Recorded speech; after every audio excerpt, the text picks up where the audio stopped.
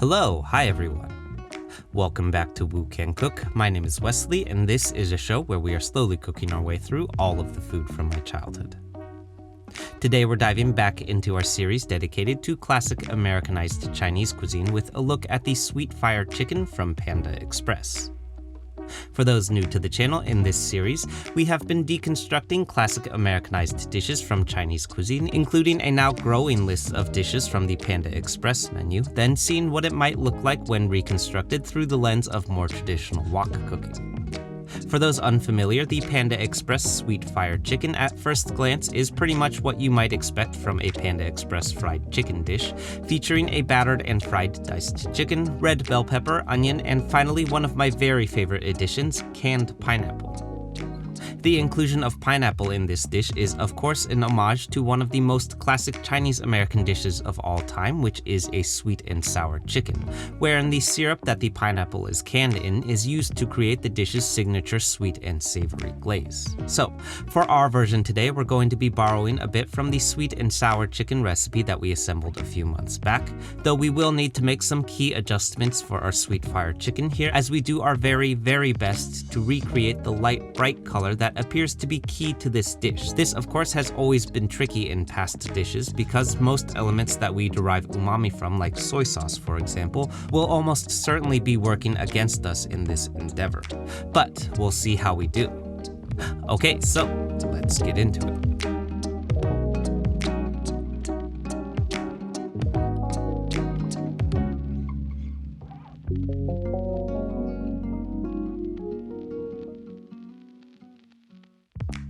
Okay, so diving right in, we're kicking things off here first with the aromatic veggies of our stir-fry, which you'll likely see me include in most Chinese stir-fries for their core fundamental qualities of umami that they provide.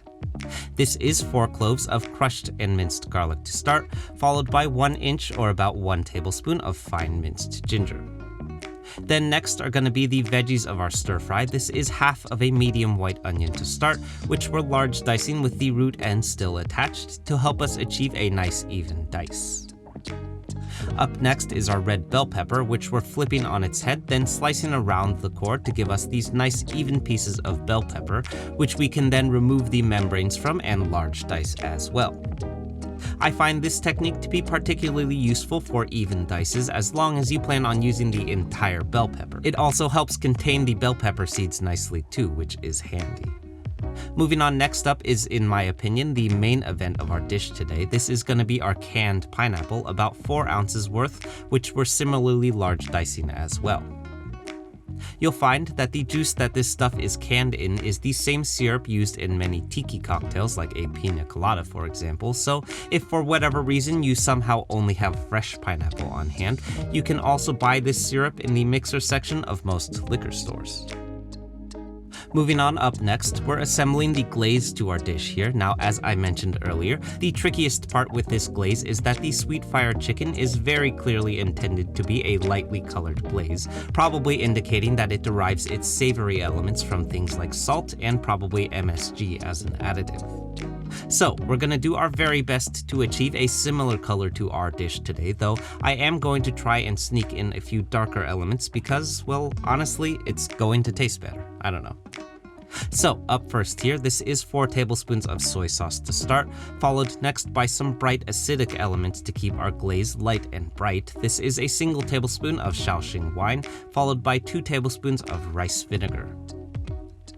Then moving on is the sweet in our Sweetfire chicken, which according to the Panda Express menu is derived from sweet chili sauce, about 2 tablespoons going in.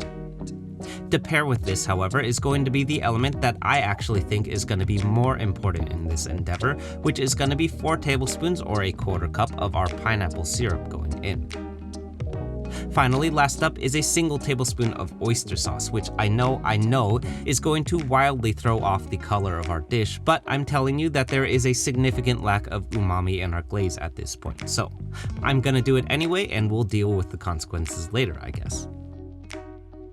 Moving on, up next, we're dicing up our chicken. This is 2 chicken thighs that I'm using, though I do believe that the Panda Express version does make use of white meat chicken breast.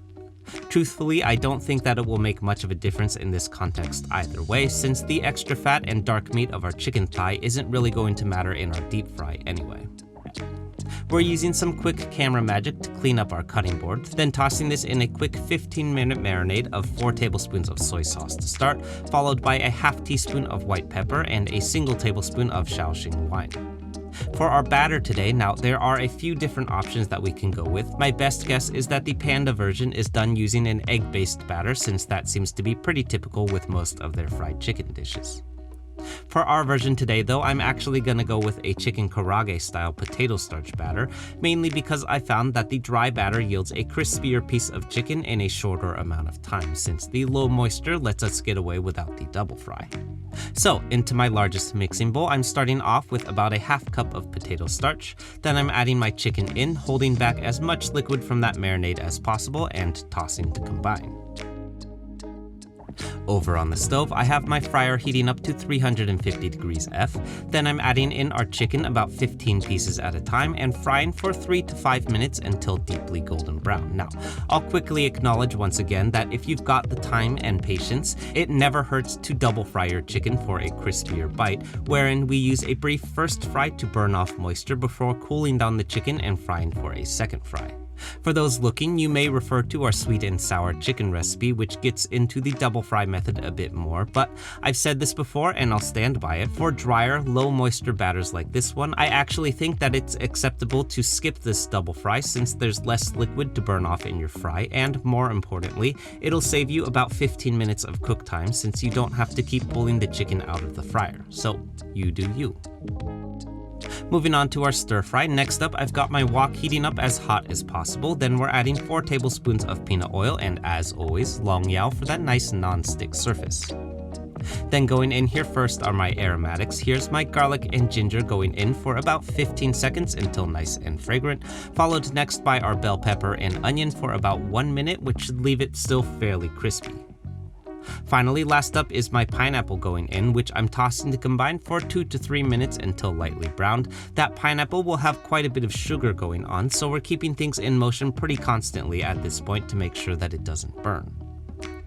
Next up, we're doing a bit of batch cooking technique and removing all of our veggies here, then lowering the flame to a medium-low heat and adding in our glaze plus about a quarter cup of water, so that we may let this all reduce for about 5 minutes. Once a thick and syrupy texture begins to form, we're adding everything back to the wok, then killing the heat and tossing to coat. Finally, I'm serving this all over rice with a pinch of chili flake on top. I'm using gochugaru for our purposes, but red chili flake will also do just fine. And we're ready to eat.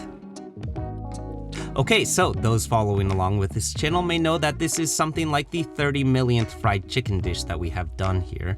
That might be a little bit of an exaggeration, but not by much though. This does mean, however, that there are quite a few Wukan cook recipes that we can compare this dish to, and I do think that the more traditional sweet and sour chicken is still the dish that we are most closely paying homage to. The primary difference, of course, being that we have omitted the dish's iconic use of ketchup, which lends it its bright red color. The tangy sweet quality of our glaze, however, paired with the mixture of flash-fried veggies and of course pineapple, is all very reminiscent of a sweet and sour chicken, which I love. Then I think the potato starch-based batter that we have used gives us a nice crispy piece of chicken done in a quick maybe 10-minute fry process, which is also my preference as well. Finally, I will once again acknowledge that we are pretty far off from the color and hue that the original Sweetfire chicken should be, mainly due to our inclusion of umami drivers like soy sauce and oyster sauce, which I will still stand by because it tastes better. Sorry.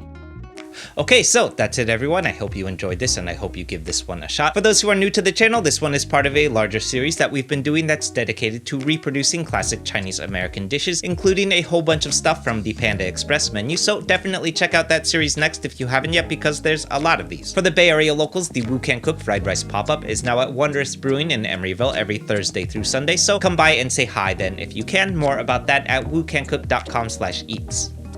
Also, if you haven't seen it yet, we've got t-shirts. I'm super excited to be partnering with my good friends at Pollywog Prints to make these super sweet Woo Can Cook shirts. They're really soft and comfortable, and also there's a picture of me on the back, which is crazy. We're selling these at the Woo Can Cook pop-up, or you can head over to woocancook.com/shop to grab one from the online store too. As always, like, comment, subscribe, share, be nice interneters, and I'll see you soon. Bye.